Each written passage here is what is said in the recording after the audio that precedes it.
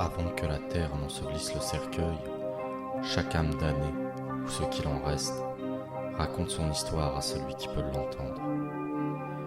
Et c'est moi, Floyd Coffin, le fossoyeur, qui me charge de réunir et de vous raconter ces histoires qui ont conduit leurs protagonistes à leur tombe. Oserez-vous les écouter à votre tour, malgré les conséquences que cela pourrait avoir? Les Contes du Fossoyeur, un podcast d'histoire horrifique et originale.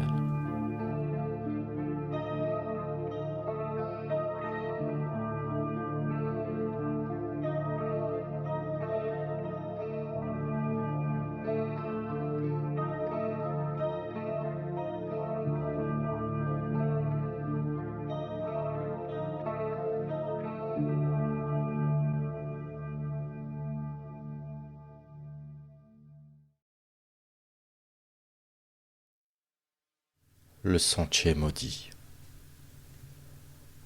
Il avait pris cette habitude depuis plusieurs mois d'aller faire un footing le matin avant d'aller travailler, avant même le lever du soleil. Ça le mettait en forme pour la journée. Son parcours était toujours le même. Il terminait en contournant l'église. Il prenait une petite ruelle vers la droite et traversait un chemin bordé de champs menant vers les marais qui entouraient le village. Mais ce matin d'octobre était différent. L'atmosphère sur ce chemin a toujours été un peu effrayante. Le brouillard, la pénombre, le son du clocher de l'église qui résonne au loin, et ce vieux tronc d'arbre au milieu du champ. Un tronc d'arbre énorme qui renforçait l'aspect lugubre du lieu. Il le fixait en imaginant toutes sortes de choses étranges qui pourraient sortir de là. Soudain, il crut apercevoir une ombre, comme si quelqu'un se penchait pour le voir depuis ce tronc. Il accéléra la cadence, pensant que c'était juste son imagination, lorsque il l'entendit. Une voix sortit d'outre-tombe, qui l'appela. Il sentait son cœur battre dans sa poitrine. Il accéléra encore pour rentrer chez lui au plus vite. Cette voix résonna dans sa tête toute la journée. Était-ce son esprit qui lui jouait des tours? Avait-il rêvé? Toujours est-il que 2 jours plus tard, il repartit faire un footing, comme il le faisait habituellement à l'aube. Arrivé à proximité de ce chemin, il eut un instant d'hésitation. Mais il s'engagea quand même. Il voulait se prouver qu'il n'y avait rien d'anormal, que ce n'était que son imagination. Il fixait le tronc d'arbre tout en avançant avec un mélange de peur et de curiosité malsaine, lorsqu'apparut soudainement devant lui une silhouette monstrueuse portant une longue robe noire sous une capuche. Elle le saisit par le cou et leva sa tête, le laissant voir son visage difforme et pâle. De ses yeux révulsés coulaient des larmes de sang. Il entendit ses hurlements accompagnés de visions d'horreur. Puis plus rien. Le silence.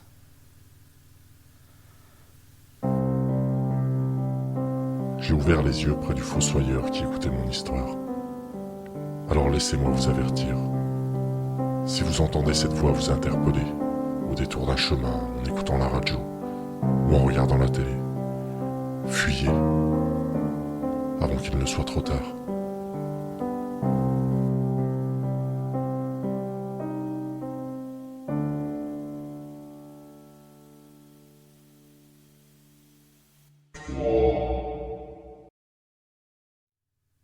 Le conseil. Cela faisait plusieurs jours qu'il se sentait fatigué. Il avait beau dormir 8, 9, parfois même 10 heures d'affilée et il était toujours épuisé.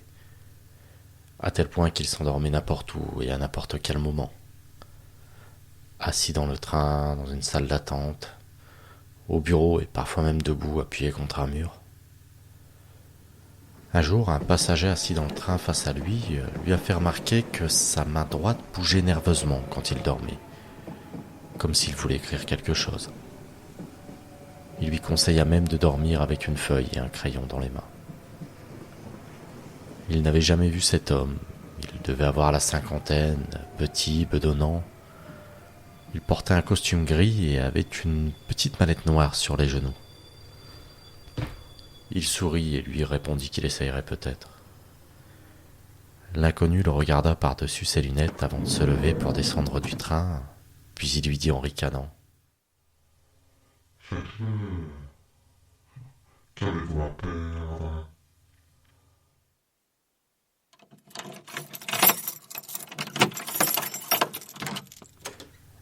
Une fois rentré chez lui, à peine quelques minutes après s'être assis sur le canapé, il sentait qu'il s'endormait déjà. Il repensa soudainement à ce que l'homme du train lui avait dit. Il prit une feuille et un crayon et se rendormit. Quelques heures plus tard, il fut subitement réveillé par des coups à la porte. Il ouvrit les yeux avec difficulté et regarda la feuille à côté de lui. Ce qu'il avait écrit n'avait aucun sens. On aurait dû une langue inventée. Mais la chose la plus étrange, c'est qu'il avait signé ce document. On frappa de nouveau, il chiffonna la feuille et alla voir qui cela pouvait bien être. Il regarda par le judas et vit l'homme du train sur le palier. Il avait l'air de le fixer en tapotant sur sa mallette, avec un large sourire qui lui déformait le visage. Puis sa voix résonna dans tout l'appartement. Vous l'avez fait. Il courut s'enfermer dans la salle de bain et en se regardant dans le miroir, il vit cet homme avec son étrange sourire derrière lui. Il était paralysé par la peur alors que l'étranger s'approchait lentement.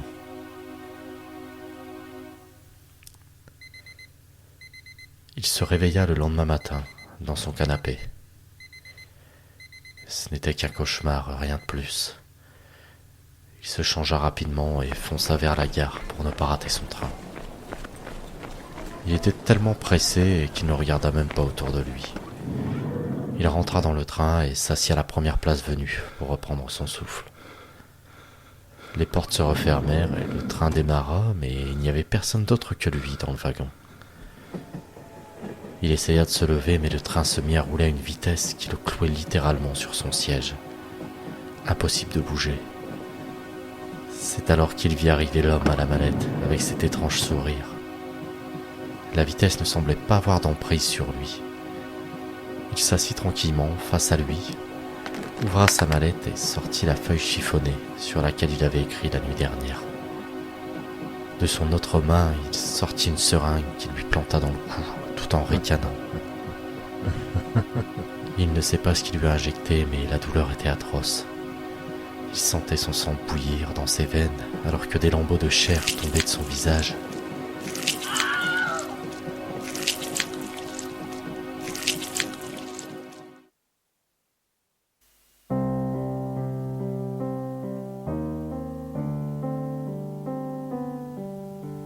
Je perdis connaissance et je me réveilla près du fossoyeur qui écoutait mon histoire. Maintenant que vous savez, méfiez-vous des conseils qu'un inconnu peut vous donner. On ne sait jamais ce que l'on peut perdre.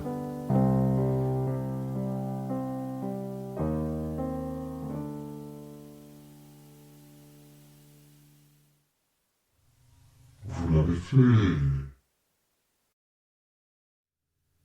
Le chasseur et la proie. Il attendait avec impatience la sortie de cette nouvelle appli. Un nouveau jeu d'Heroic Fantasy, réalité augmentée. Le principe est simple, on incarne un chasseur de monstres. L'appli nous géolocalise et selon l'endroit où on se trouve, on reçoit une notification pour se rendre à un lieu précis, pour y tuer des monstres et au passage récupérer un trésor. Ce jeu avait tellement fait parler de lui lors de son développement qu'il l'a téléchargé dès sa sortie. Il a validé les conditions d'utilisation et a laissé le jeu s'installer. Au bout de quelques jours seulement, il était devenu addict à ce jeu. Il surveillait constamment son téléphone pour être certain de ne rien rater. Quelques semaines plus tard, il a reçu une nouvelle demande pour valider les conditions d'utilisation. Évidemment, il a validé sans rien lire. Hors de question pour lui d'arrêter d'y jouer. La nuit suivante, il a reçu un appel d'un numéro masqué. Il n'allait sûrement pas décrocher, surtout à 3 heures du matin. Il a réalisé le lendemain seulement qu'il avait un message sur son répondeur.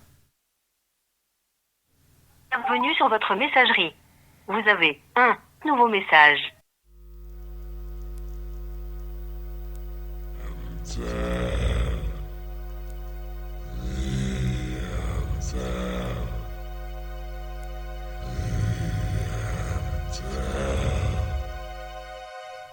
Ce message lui a glacé le sang.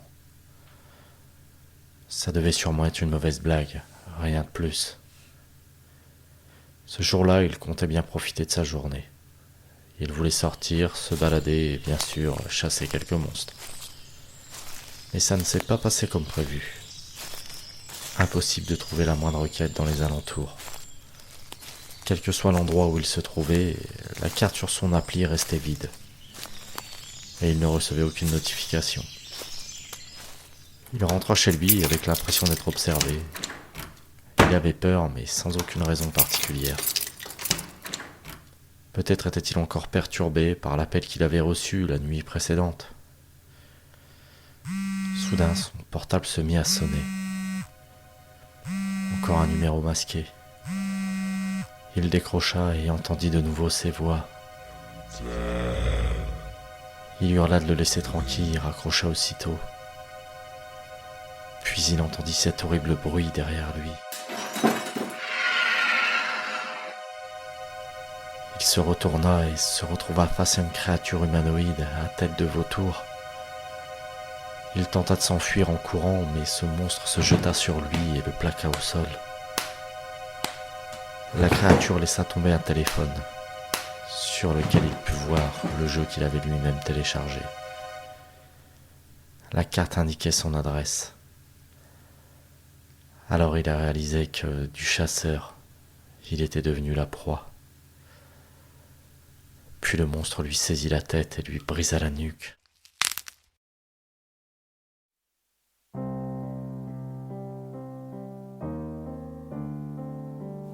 Voilà ce qui m'a amené ici, à raconter mon histoire aux fossoyeurs.